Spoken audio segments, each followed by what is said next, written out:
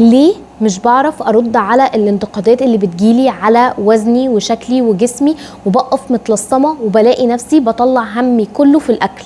ده اللي هنعرفه في فيديو النهارده.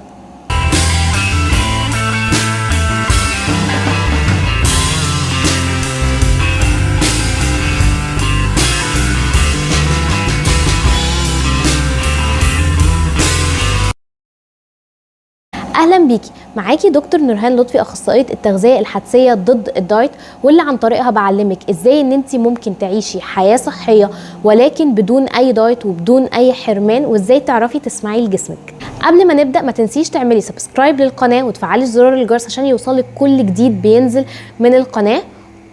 ويلا بينا نبدأ. ليه ممكن أكون مش عارفة أرد على انتقادات بتجيلي على وزني أو جسمي، أو دايما مش ببقى بقف متلجمة كده ما بين إن لو حد قال لي إيه ده أنتي تخنتي كده ليه؟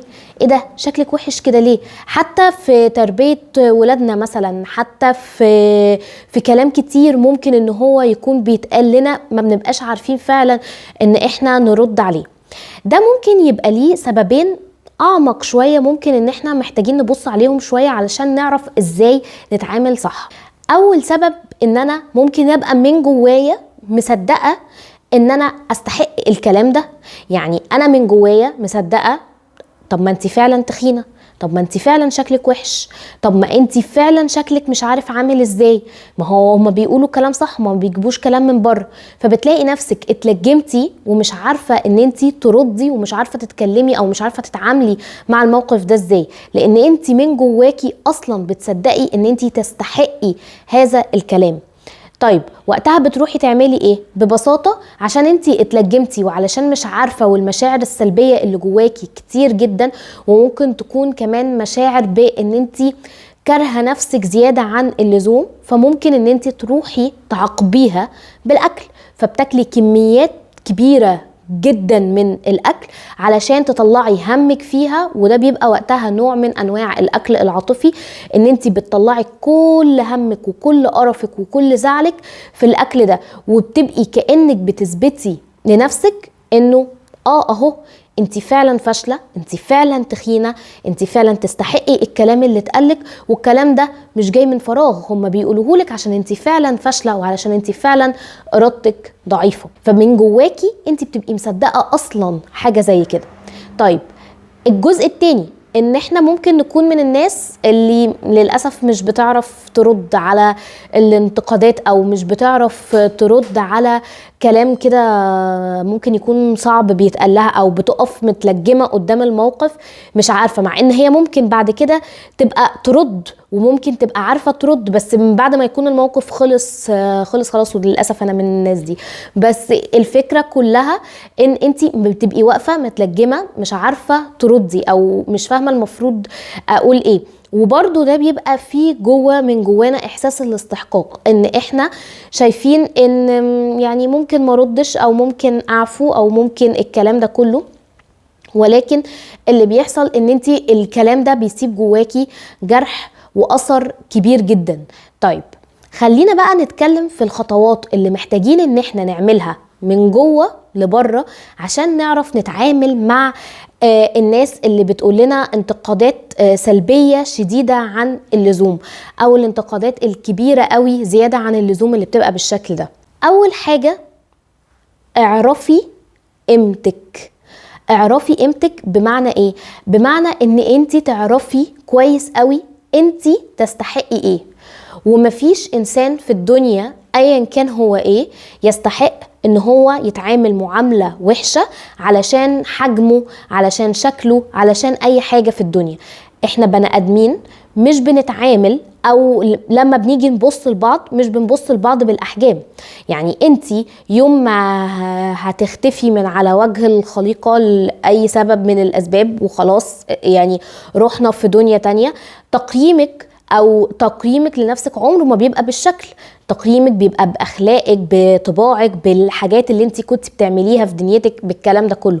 فان انت تيجي انت بنفسك تبصي على نفسك بنظرة ضيقة قوي قد كده اهو، ان انت تستحقي هذا الكلام، لا. ارجعي اسألي نفسك سؤال: انا استحق ايه؟ ايه الحاجة اللي انا فعلا استحقها.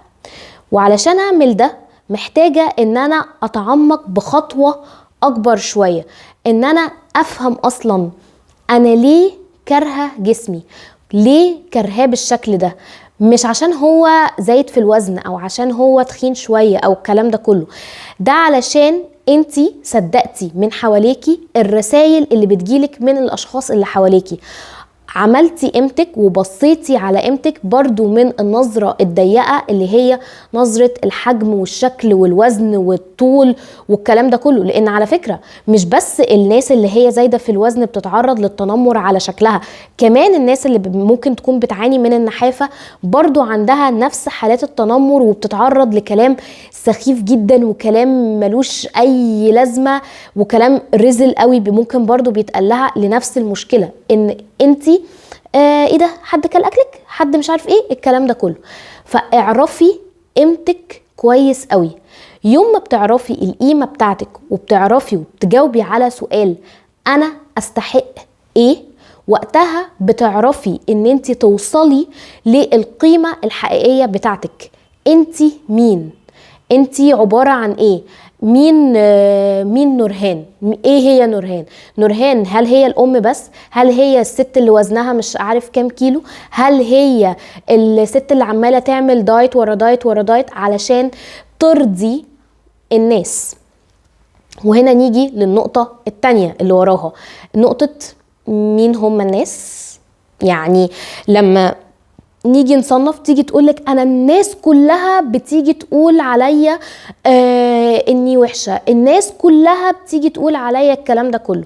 لو جينا سألنا وشفنا وتعمقنا اكتر مين هم الناس، هنلاقي ان الناس دول ممكن يبقوا 3 4 او بالكتير 5، ممكن ما نعرفش نجيب 10. يعني لو قعدتي مع نفسك كده وكتبتي، اكتبي 10 اسماء للناس اللي حواليكي اللي ممكن تكون بتتعرضي منهم لتنمر او بتتعرضي لكلام مش كويس. مين بقى الناس دي؟ قيمتهم ايه في حياتك اصلا؟ شكلهم عامل ازاي؟ ممكن اساسا منهم ناس ما تكونش بتحبك اصلا، ده في العادي، فهي بتعمل نوع من انواع الاسقاط عليكي بكلام سلبي. دي اول حاجة. تاني حاجة، ممكن يكون حد بيبين لك ان هو خايف على مصلحتك، بس هو ممكن الكلام خانه او التعبير خانه او مش بيعرف يعبر عن الكلام اللي جواه، فده برضو سبب من الاسباب. ممكن يكون ده بسبب ضعف عند الشخص اللي قدامك فعلا، يعني هي نقطة ضعف ونقطة حاجة معينة وبيعمل عليها اسقاط عليكي انتي، فمش دي حقيقتك انتي. فدايما بصي مين هم الناس، ايه قيمة الناس دي في حياتي، وارجعي تاني حوطي نفسك بناس بقى فعلا، ناس بتحبك بتقدرك، عارفة قيمتك الحقيقية فعلا. بمعنى ان انت تبصي لقيمتك الحقيقية فعلا، مين انت بشكل كبير. وقتها هتقدري تعرفي ان انت قيمتك مش في الكلام اللي بيتقال. هتعرفي بقى وقتها ان احنا نعمل الخطوة الاخيرة وهي خطوة الرد. فكرة الرد، هتردي ازاي؟ هتقولي ايه؟ ابسط حاجة ان انت تقولي ان ده شيء ما يخصكش، ببساطة خالص. لو انت عايزة تبيني ان انت جامدة جدا بقى وفظيعة وما حصلتيش، فممكن تقولي ان ده شيء ما يخصكش ببساطة خالص، وهي دي حقيقة، هي دي حاجة ما تخصكش. انا اللي عايشة جوه جسمي مش حد تاني، انا اللي هشيلني، انا اللي هروح، انا اللي باجي، انا الكلام ده كله. واحدة تقولك ممكن ما انا خايفة على مصلحتك، ما انا مش عارف ايه الكلام ده كله، ستيل شيء ما يخصهاش، هي مش هتشيلك على كتفها. فببساطة لازم تقدري ان انت تقولي للاشخاص اللي حواليكي ان ده شيء ما يخصهمش، او ان انت تقولي ان الكلام ده بيضايقني، ان الكلام ده بيجرحني، وغير مقبول ان احنا نتكلم في حاجة زي دي، وان انا مش عايزة اتكلم في حاجة زي دي. والكلام ده يسري على اي انتقاد انت ممكن بتكوني بتتعرضي له من اي حاجة من جواكي. اعرفي دايما وقع الكلام عليكي شكله عامل ازاي، وفسري المشاعر اللي انت حسيتي بيها. مرة على مرة على مرة هتلاقي نفسك ان انت بتاخدي صورتك الحقيقية من نفسك مش من الناس اللي حواليكي. لما بتقدري ان انت تعملي ده، بتبدأي تحطي لنفسك قيمة مستقلة بعيدة عن الناس اللي حواليكي. انت مش لازم تتغيري علشان تنولي الرضا، لان على فكرة رضا الناس اصلا غاية لا تدرك باي شكل من الاشكال. عاملين زي قصة جحا كده وابنه والحمار، كل شوية لما يعدوا على مكان نلاقي ان احنا المكان ده مختلف عن المكان اللي فات. فنفس الكلام، غاية ان انت ترضي الناس اصلا دي غاية لا تدرك. قيمتك من نفسك، قيمتك من افكارك، من تعاملاتك، من الاثر اللي انت بتسيبيه على الناس اللي حواليكي. اعرفي قيمتك انت الاول كشخص، ساعتها بس الناس هتشوفها. لكن طول ما انت حاصره قيمتك في وزن وفي ارقام وفي حاجات بس كده بسيطه قوي انت حاطه نفسك جواها، الموضوع ده بيبقى صعب قوي وبيضغط على اعصابك، ومحدش بيحس بالوجع ولا بالالم اللي انت بتحسي بيه اكتر منك واكتر من اي حد تاني. محدش هيحس بالكلام ده، ومحدش بيحس بالحرمان، ومحدش بيحس بالعذاب ولا الشراهه ولا الكلام ده كله. اعرفي قيمتك كويس قوي.